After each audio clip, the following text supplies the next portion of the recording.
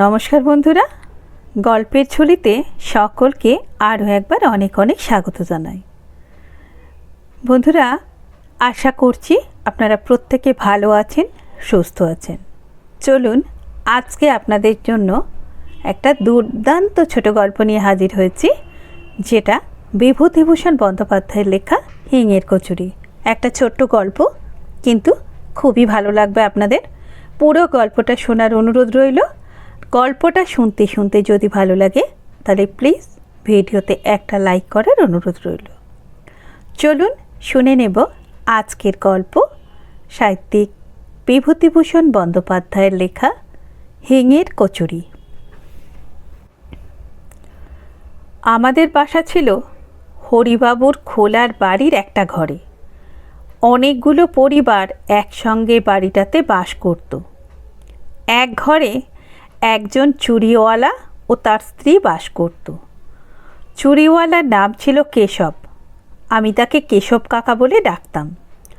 সকালে যখন কলে জল আসতো তখন সবাই মিলে ঘড়া, কলসি, টিন, বালতি নিয়ে গিয়ে হাজির হতো কলতলায়, এবং ভাড়াটেদের মধ্যে ঝগড়া বকুনি শুরু হতো জল ভর্তির ব্যাপার নিয়ে। বাবা বলতেন মাকে, এ বাসায় আর থাকা চলে না, ইতর লোকের মতো কাণ্ড এদের, এখান থেকে উঠে যাব শিগগির। কিন্তু যাওয়া হতো না কেন তা আমি বলতে পারবো না। এখন মনে হয় আমরা গরিব বলে, বাবার হাতে পয়সা ছিল না বলেই। আমাদের বাসার সামনে পথের ওপারে একটা চালের আড়ত, তার পাশে একটা গুড়ের আড়ত। গুড়ের আড়তের সামনে রাস্তায় একটা কল। কলে অনেক লোক একসঙ্গে ঝগড়া চেঁচামেচি করে জল নেয়। মেয়ে মানুষে মারামারি পর্যন্ত হতে দেখেছিলাম একদিন। এই রকম করেই কেটেছিল সে বাসায় বছরখানেক। এক আষাঢ় থেকে আর এক আষাঢ় মাস পর্যন্ত। আষাঢ় মাসেই দেশের বাড়ি থেকে এসেছিলাম।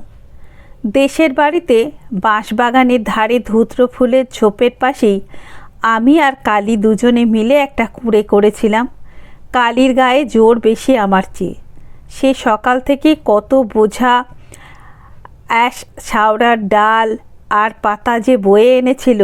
কি চমৎকার কুঁড়ে করেছিলাম দুজনে মিলে, ঠিক যেন সত্যিকারের বাড়ি একখানা। কালী তাই বলতো, একটা ময়না কাটা গাছের মোটা ডালে সে পাখির বাসা বেঁধে দিয়েছিল। ও বলতো, শ্রাবণ মাসের সংক্রান্তিতে কিংবা নষ্টচন্দ্রের রাতে রাতচোরা কাঠঠোকরা কিংবা তিওর পাখি ওখানে ডিম পেড়ে যাবে। এসব সম্ভব হয়নি আমার দেখে আসা, কারণ আষাঢ় মাসেই গ্রাম থেকে চলে এসে কলকাতার এই খোলার বাড়িতে উঠেছি। আমার কেবল মনে হয় দেশের সেই বাঁশ বনের ধারের কুঁড়েখানার কথা। কালী আর আমি কত কষ্ট করে সেখানা তৈরি করে নিয়েছিলাম। ময়না গাছের ডালা বাঁধা সেই পাখির বাসার কথা।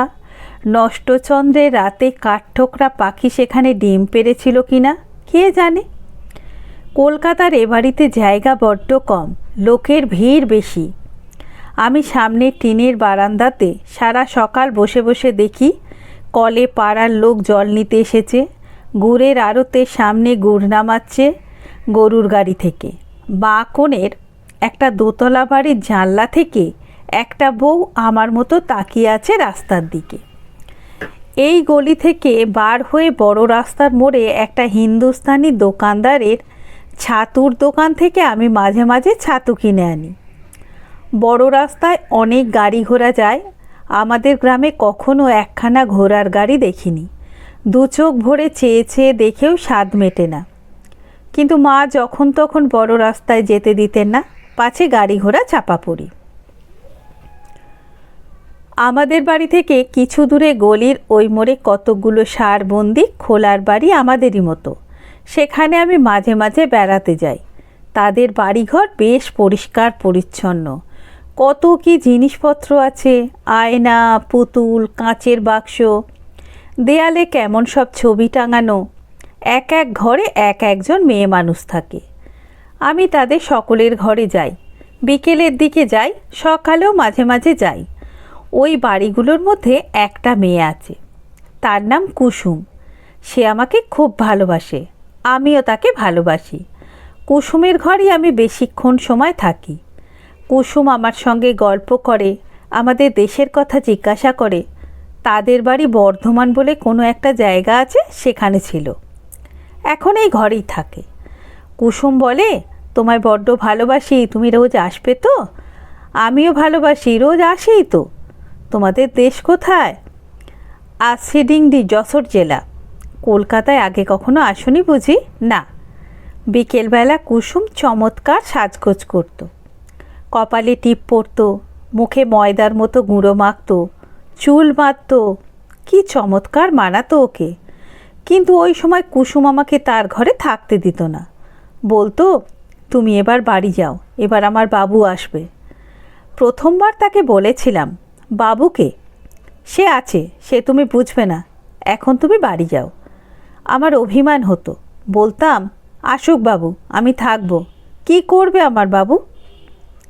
না না, চলে যাও, তোমার এখানে থাকতে নেই, অমন করে না লক্ষ্মীটি। বাবু তোমার কে হয়, ভাই? সে তুমি বুঝবে না, এখন যাও দেখি বাড়ি। আমার বড় কৌতূহল হতো, কুসুমের বাবুকে দেখতেই হবে, কেন ও আমাকে বাড়ি যেতে বলে। একদিন তাকে দেখলাম, লম্বা চুল, বেশ মোটাসোটা লোকটা, হাতে একটা বড় ঠোঙায় এক ঠোঙা কি খাবার। কলকাতার দোকানে খাবার কিনতে গেলে ওই রকম পাতার ঠোঙায় খাবার দেয়, আমাদের দেশে ও পাতা নেই। সেখানে হরিময়রার দোকানে মুরগি কি জিলিপি কিনলে পদ্ম পাতায় জড়িয়ে দেয়। কুসুম ঠোঙা খুলে আগে আমার হাতে একখানা বড় কচুরি দিয়ে বলতো, এই নাও, খেতে খেতে বাড়ি যাও। এক কামড় দিয়ে আমার ভারী ভালো লাগলো। এমন কচুরি কখনো খাইনি। আমাদের গ্রামে হরিময়রা যে কচুরি করে, সে তেলে ভাজা কচুরি, এমন চমৎকার খেতে নয়। উচ্ছ্বসিত সুরে বললাম, বাহ, কিসের গন্ধ বেরোচ্ছে? কুসুম বলল, হিঙের কচুরি, হিঙের গন্ধ, ওকে বলে হিঙের কচুরি। এইবার বাড়ি যাও। কুসুমের বাবু বলল, কে? কলের সামনের বাড়ির ভাড়াটেদের ছেলে, বামুন। কুসুমের বাবু আমার দিকে ফিরে বললেন, যাও খোকা, এইবার বাড়ি যাও। একবার ভাবলুম বলি, আমি থাকি না কেন, থাকলে দোষ কি? কিন্তু কুসুমের বাবুর দিকে চেয়ে সে কথা বলতে আমার সাহসে কুলালো না। লোকটা যেন রাগী মতো, হয়তো একঘা মেরেও বসতে পারে। কিন্তু সেই থেকে হিঙের কচুরির লোভে আমি রোজ বাঁধা নিয়মে কুসুমের বাবু আসা পর্যন্ত অপেক্ষা করি। আর রোজই কি সকলের আগে কুসুম আমার হাতে দুখানা কচুরি তুলে দিয়ে বলবে, যাও খোকা, এইবার খেতে খেতে বাড়ি চলে যাও। কুসুমের বাবু বলতো, আহা ভুলে গেলাম, ওর জন্যে খাস্তা গজা দুখানা আনবো ভেবেছিলাম কাল, দাঁড়াও, কাল ঠিক আনবো। আমার ভয় কেটে গেল, বললাম, এনো কিন্তু ঠিক। কুসুমের বাবু হি হি করে হেসে বলল, আনবো আনবো। কুসুম বলল, এখন বাড়ি যাও খোকা। আমি এখন যাব না, থাকি না কেন? কুসুমের বাবু আমার এই কথার উত্তরে কি একটা কথা বলল, আমি তার মানে ভালো বুঝতে পারলাম না। কুসুম ওর দিকে চেয়ে রাগের সুরে বলল, যাও, ও কি কথা ছেলে মানুষের সঙ্গে। বাড়ি গিয়ে মাকে বললাম, মা, তুমি হিঙের কচুরি খাওনি কেন? আমি খেয়েছি, এত বড় বড় হিঙের গন্ধ কেমন, কোথায় পেলি? কুসুমের বাবু এনেছিল, আমায় দিয়েছিল। পাজি ছেলে, ওখানে যেতে বারণ করেছে না? ওখানে যাবে না কেন? কেন কথার উত্তর নেই, ওখানে যেতে নেই, ওরা ভালো লোক না। না মা, কুসুম বেশ ভালো লোক, আমাকে বড্ড ভালোবাসে, হিঙের কচুরি রোজ দেয়। আবার বলে হিঙের কচুরি বাড়িতে পাও না কিছু, খবরদার ওখানে যাবে না বলে দিলাম। কুসুমের বাড়ি এরপরে আর দুদিন আদেও গেলাম না, কিন্তু থাকতে পারিনি না গিয়ে। আবার মাকে লুকিয়ে গেলাম একদিন। কুসুম বলল, তুমি আসোনি যে, মা বারণ করে, তবে তুমি এসো না, মা আবার বকবে। আসিনি তো দুদিন, এলে যে আবার। তোমায় ভালোবাসি তাই এলাম। ওরে আমার সোনা, তুমি না এলে আমারও ভালো লাগে না, তুমি না এলে তোমার জন্য মন কেমন করে। আমারও। কি করব, তেমন কপাল করিনি। তোমার মা তোমায় পাছে বকেন, তাই ভাবছি। মাকে বলবো না আমার মন কেমন করে না এলে। আমি এখন যাই, সন্ধ্যের সময় এসো, ঠিক আসবো। কুসুমের সঙ্গে চুক্তি অনুযায়ী সন্ধ্যের সময় যাই। কুসুমের বাবু এসে আমায় দেখে বলল, এই যে ছোকরা, কদিন দেখিনি কেন? সেদিন তোমার জন্য খাস্তা গজা নিয়ে এলাম, তা তোমার অদিষ্টে নেই। দাও গো, ওকে দুখানা কচুরি দাও। গজা এনো কাল, আনবো গো বামুন ঠাকুর। ফলারে বামুন, কাল অমৃতি জিলিপি আনবো। খেয়েছ অমৃতি? না, কাল আনবো, এসো অবশ্যি। কাউকে বলো না কিন্তু, মা শুনলে আসতে দেবে না। তোমার মা বকেন বুঝি এখানে এলে? কুসুম তাড়াতাড়ি বলল, আরে ওর কথা বাদ দাও, ছেলে মানুষ পাগল, ওর কথার মানে আছে? তুমি বাড়ি যাও আজ খোকা, এই নাও কচুরি, খেতে খেতে যাও। না, এখানে খেয়ে জল খেয়ে যাই, মা টের পাবে। এখানে তোমাকে জল দেব না, রাস্তার কল থেকে জল খেয়ে যেও। কুসুমের বাবু বলল, কেন, ওকে জল দেবে না কেন? কি হবে দিলে? কুসুম ঝাঁঝের সুরে বলল, তুমি থামো, বামুনের ছেলেকে হাতে করে জল দিতে পারবো নি। এই জন্মের এই শাস্তি, খাবার দিয়ে হাতে করে তাই যথেষ্ট। আমার মনে মনে বড় অভিমান হলো কুসুমের ওপর। কেন, আমি কি এতই খারাপ যে আমায় হাতে করে জল দেওয়া যায় না? চলে আসবার সময় কুসুম বারবার বলল, কাল সকালে কিন্তু ঠিক এসো, কেমন? আমি কথা বললাম না। পরদিন সকালে গিয়ে দেখি কুসুম বসে সজনের ডাঁটা কুটছে। আমায় বলল, এসো খোকা, তোমার সঙ্গে আড়ি। ও মা, সে কি কথা, কি করলাম আমি? তুমি যে বললে জল দেওয়া যায় না, আমাকে জল খেতে দিলে না কাল। এই বসো বসো খোকা, সে তুমি বুঝবে না, তুমি বামুন, তোমাকে জল আমরা দিতে পারিনি, বুঝলে? কুলের আচার করেছি, খাবে? এখনো হয়নি, সবে কুল গুড় দিয়ে মেখেছি। এইভাবে কুসুমের সঙ্গে আবার ভাব হয়ে গেল। কুলের আচার হাতে পড়তেই আমার রাগ অভিমান সব ভুলে গেলাম। দুজনে অনেকক্ষণ বসে গল্প করি। তারপর আমি উঠে মাখনের ঘরে যাই। মাখন কুসুমের পাশের ঘরে থাকে। ওর ঘরটি যে কত রকমের পুতুল দিয়ে সাজানো, একটা কাঠের তাকে মাটির আতা, আম, লিচু, কত রকমের আশ্চর্য আশ্চর্য জিনিস, অবিকল আতা, অবিকল আম। মাখন বলল, এসো খোকা, ওসব মাটির জিনিসে হাত দিও না, বসো এখানে এসে, ভেঙে যাবে। আচ্ছা, তুমি তামাক খাও কেন? মাখন হাসি মুখে বলল, শোনো কথা, তামাক খায় না লোকে, মেয়ে মানুষে খায় বুঝি? কই, আমার মা তো খায় না, বাবা খায়। শোনো কথা, যে খায় সে খায়। কুসুমের বাবু আমায় খাস্তা গজা দেবে বটে, বেশ বেশ। তোমার বাবু কোথায়? মাখন মুখে আঁচল চাপা দিয়ে হেসে গড়িয়ে পড়ল। হি হি, শোনো কথা ছেলের, কি যে বলে। হি হি, ও কুসুমি, শুনে যা কি বলে তোর ছেলে। মাখনের বয়স কুসুমের চেয়ে বেশি বলে আমার মনে হতো। কুসুম সবচেয়ে দেখতে সুন্দর। মাখনকে দিদি বলে ডাকত কুসুম। কুসুম হেসে হাত ধরে আমাকে ওর ঘরে নিয়ে গেল। কুসুম আমায় বারণ করেছিল আর কারো ঘরে যেতে। আমি প্রকৃতপক্ষে যেতাম খাবার লোভে, কিন্তু অন্য মেয়েদের ঘরের বাবু কখন আসতো কি জানি, সুতরাং সে বিষয়ে আমার হতাশ হতে হয়েছিল। কুসুম আমায় ঘরে নিয়ে গিয়ে বলে, অত শত কথায় তোমার দরকার কি শুনি? তুমি ছেলে মানুষ, কোনো ঘরে যেতে পারবে না, বসো এখানে। আমি প্রভার কাছে যাব। কেন? সেখানে কেন? যা তা বলবে সেখানে গিয়ে আবার? বোকা ছেলে, খাওয়ার লোভ না, এই তো দিলাম কুলচুর। আমি আশ্চর্য হওয়ার সুরে বললাম, আমি চেয়ে খাইনি, প্রভাকে জিজ্ঞাসা করো। বেশ, দরকার নেই প্রভার কাছে গিয়ে, একটিবার যাব আর আসব।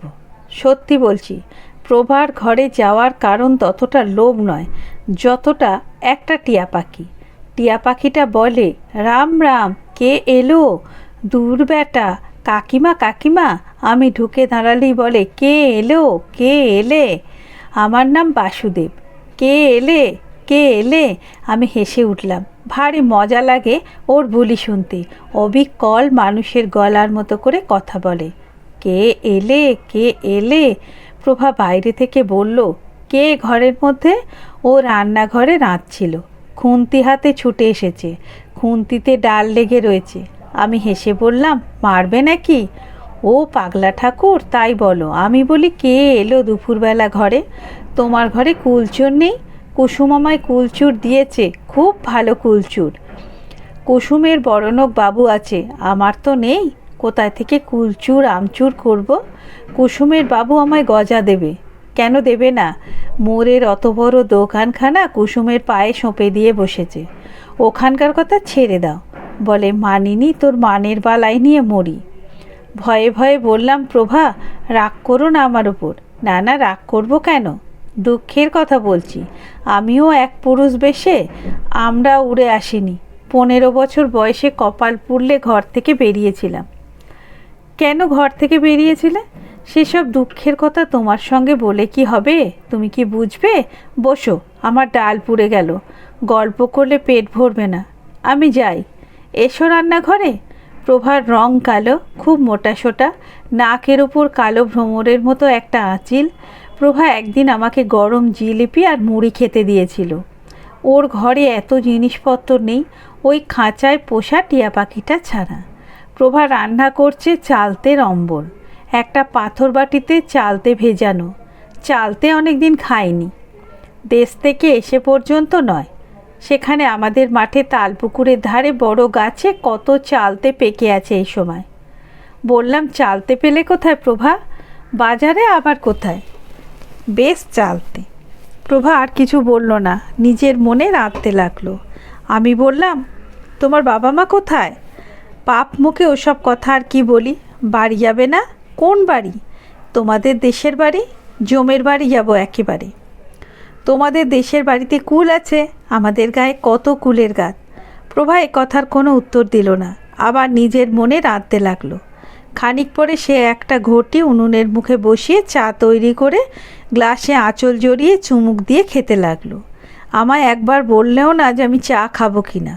অবশ্যই আমি চা খাইনি, চায়ের সর খাই। মা আমায় চা খেতে দেয় না। চায়ের মধ্যে যে দুধের সর বাসে, মা তাই আমাকে তুলে দেয়। প্রভা গল্প করতে লাগলো ওদের দেশের বাড়িতে কত গরু ছিল, কতখানি দুধ ওরা খেত, ওদের বাড়ির ধারে ওদের নিজেদের পুকুরে কত মাছ ছিল, আর সেসব দেখতেও পাবে না। হঠাৎ প্রভা একটা আশ্চর্য কাণ্ড করে বসলো। বলল, অম্বল দিয়ে দুটো ভাত খাবে? আমি ভয়ে ভয়ে বললাম, খাবো, কুসুম টের না পায়। প্রভা হেসে বলল, কুসুমের অত ভয় কিসে তোমার? টের পায় তো কী হবে, তুমি খাও বসে। আমি সবে চালতের অম্বল দিয়ে ভাত মেখেছি। এমন সময় কুসুমের গলার শব্দ শোনা গেল। ও প্রভাদি, বামুনদের সেই খোকা তোর এখানে আছে? ওকে বাড়ি পাঠিয়ে দিই, কতক্ষণ এসেছে পরের ছেলে। আমি এঁটো হাতে দৌড়ে উঠে রান্নাঘরের কোণে লুকিয়ে রইলাম। প্রভা কিছু বলবার আগে কুসুম ঘরের মধ্যে ঢুকে আমাকে দেখতে পেল। বলল, ও কি, কোণে দাঁড়িয়ে কেন? লুকোনো হলো বুঝি? এই ভাত পেকেছে কি অম্বল দিয়ে? প্রভার দিকে চেয়ে আশ্চর্য হয়ে বললাম, আচ্ছা প্রভাদি, ও না হয় ছেলে মানুষ, পাগল, তোমারও কি কাণ্ডজ্ঞান হারিয়ে গেল? কি বলে তুমি ওকে ভাত দিয়েছ খেতে? প্রভা অপ্রতিভত হয়ে বলল, কেবল চালতে চালতে করছিল, তাই ভাবলাম অম্বল দিয়ে দুটো ভাত। না ছি, চলো আমার সঙ্গে খোকা, এ জন্মের এই শাস্তি আমাদের, আবার তা বাড়বে বামুনের ছেলেকে ভাত দিয়ে। চলো, হাতে এঁটো নাকি, খেয়েছো বুঝি? আমি সলজ্জ সুরে বললাম, না। চলো হাত ধুয়ে দিই। কুসুম এসে আমার হাত ধরে বাইরে নিয়ে যাবার উদ্যোগ করতেই প্রভা বলল, আহা, মুখের ভাত কটা খেতে দিলি নে, সবে অম্বল দিয়ে দুটো মেখেছিল, না আর খেতে হবে না, চলো। মায়ের শাসনের চেয়েও যেন কুসুমের শাসন বেশি হয়ে গেল। মুখের ভাত ফেলেই চলে আসতে হলো। উঠোনের এক পাশে গিয়ে আমার হাত ধুয়ে দিতে দিতে বলল, তোমারও তো খাই খাই বাই কেন খোকা? ওদের ঘরে ভাত খেতে নেই, সে কথা মনে নেই তোমার? ছি ছি, ওবেলা কচুরি দেবো, এখন তখন না হয় খেতে, আর কখনো অমন খেও না। তাও বলি, এই না হয় ছেলে মানুষ, তুমি বুড়ো ধারি, তুমি কি বলে বামুনের ছেলের পাতে? ছি ছি, লোভেরও বলিহারি যাই।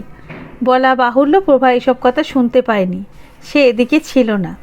বললাম, মাকে যেন বলে দিও না। হ্যাঁ, আমি যাই তোমার মাকে বলতে, আমার তো খেয়ে দেয়ে কাজ নাই। বললে মা মারবে কিন্তু। মার খাওয়াই ভালো তোমার, তোমার নোলা জব্দ হয় তাহলে। বাড়ি ফিরতেই মা বললেন, কোথায় ছিলি? ওই মোড়ে। আর কোথাও যাসনি তো? না। একদিন কিন্তু ধরা পড়ে গেলাম। সেদিন দোষটা ছিল কুসুমেরই। সে আমাকে বলল, চলো খোকা বেড়াতে যাই, যাবে?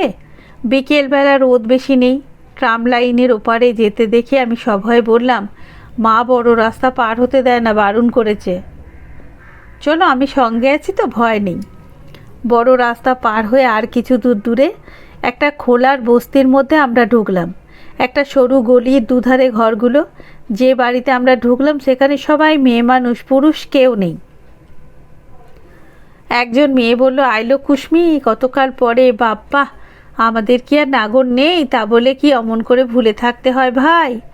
আমার দিকে চেয়ে বলল, এই খোকা আবার কে, বেশ সুন্দর দেখতে তো, বামুনদের ছেলে, আমাদের গলিতে থাকে, আমার বড্ড ন্যাওটা। ও বসো খোকা বসো, ও ছেলে শুধু ভাই খাই খাই বাতি, খেতে দাও খুব খুশি।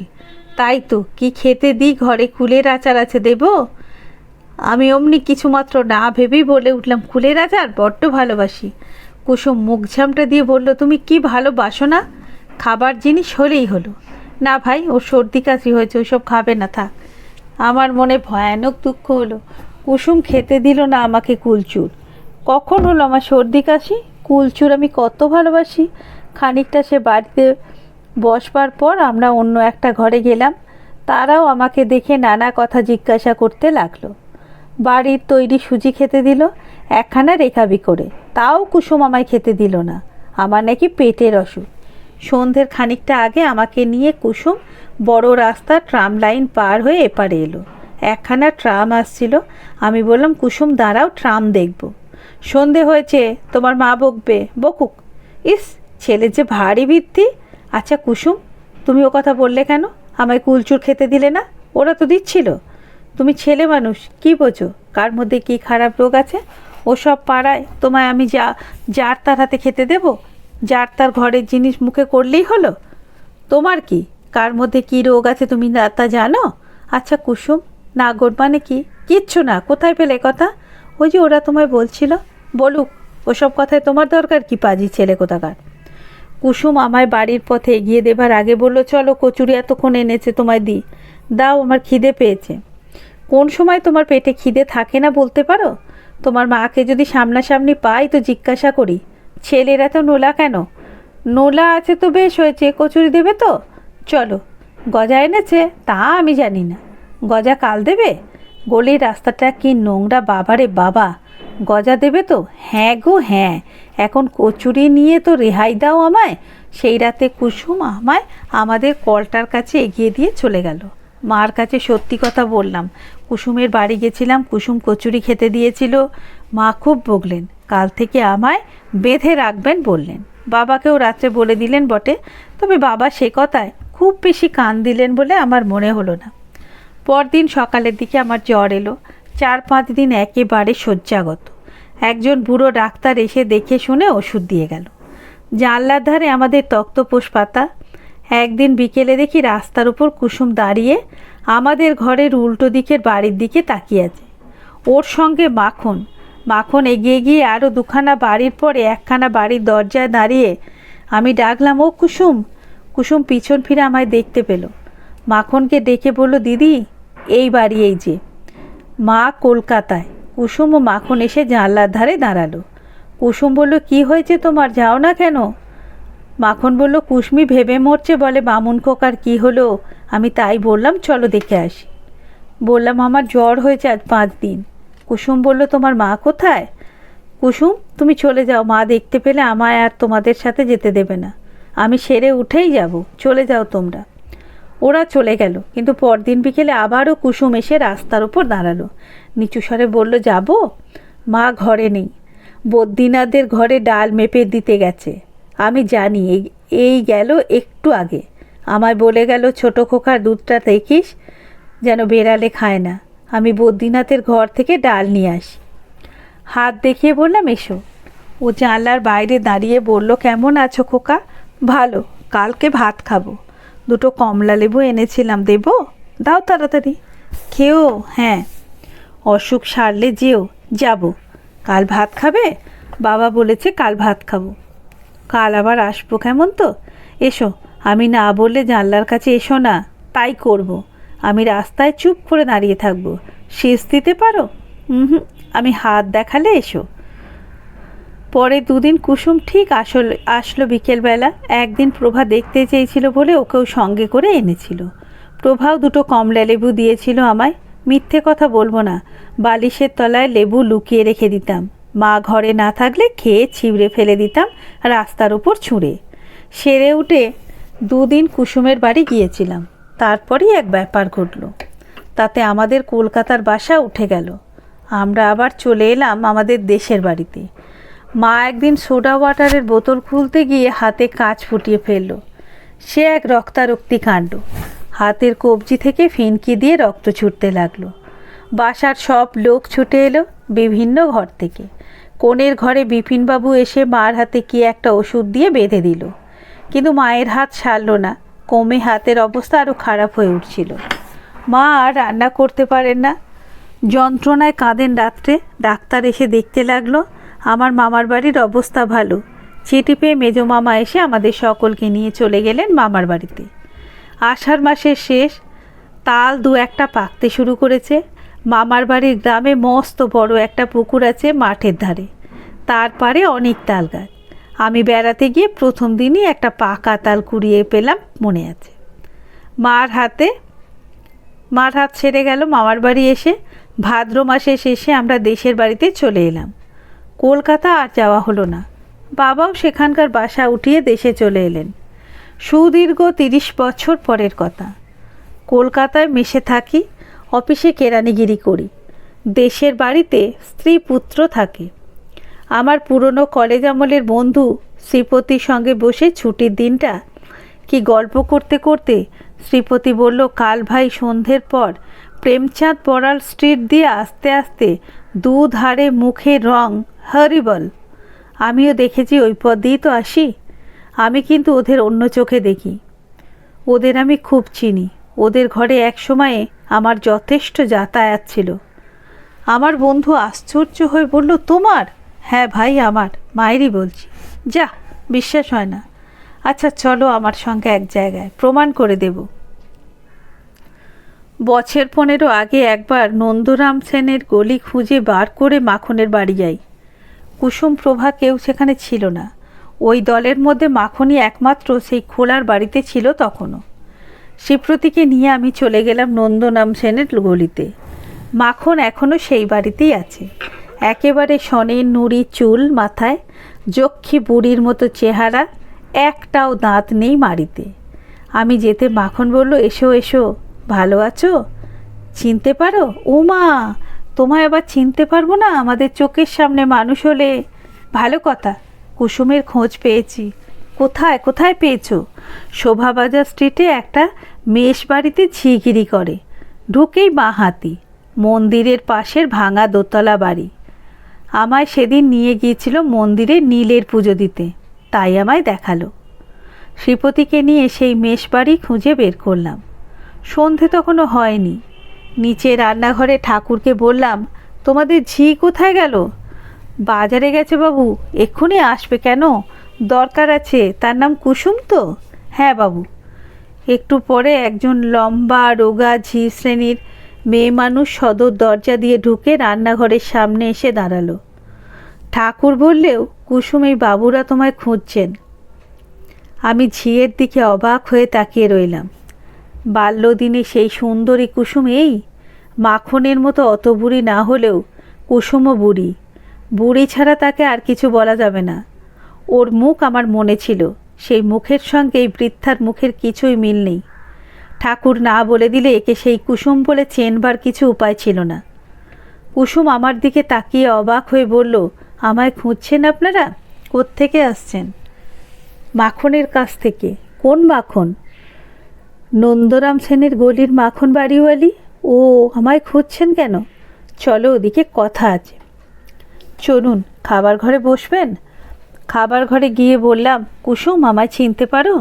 না বাবু, নন্দরাম সেনের গলিতে আমাদের বাসা ছিল। আমি তখন 8 বছরের ছেলে। আমার বাবা মা ছিলেন ঈশ্বর নাপিতদের বাড়ির ভাড়াটে। মনে হয়? কুসুম হেসে বলল, মনে হয় বাবু, তুমি সেই পাগল ঠাকুর। কত বড় হয়ে গেছো। বাবা মা আছেন? কেউ নেই। ছেলেপুলে কটি? 4-5টি। বসো বসো বাবা। আরও অনেক কথাবার্তার পর কুসুম আমাদের বসিয়ে বাইরে কোথায় চলে গেল। খানিক পরে চট করে কোথা থেকে একটা শাল পাতার ঠোঙায় খাবার এনে 2খানা থালাতে আমাদের দুজনকে খেতে দিল। আমারও মনে ছিল না খেতে গিয়ে মনে হলো বড় বড় হিঙের কচুরি চারখানা। তখনই মনে পড়ে গেল কুসুমের সেই বাবুর কথা, সেই হিঙের কচুরির কথা। মনে হলো 30 বছর পরে আবার সেই লোভী ছেলেটার ছবি ও তার কচুরি প্রীতি। কুসুমের নিশ্চয়ই মনে ছিল, কিংবা ছিল না তা জানি না। কচুরি খেতে খেতে আমার মন সুদীর্ঘ 30 বছরের ধূসর ব্যবধানের ওপারে আমাকে নিয়ে গিয়ে ফেলেছে একেবারে নন্দরাম সেনের গলির সেই অধুনা লুপ্ত গুড়ের আড়তটা, ওই রাস্তাটার কলটার সামনে, যেখানে কুসুম আজও 25 বছরের যুবতী, যেখানে তার বাবু আজও সন্ধেবেলায় ঠোঙা হাতে হিঙের কচুরি নিয়ে আসেন নিয়মিত।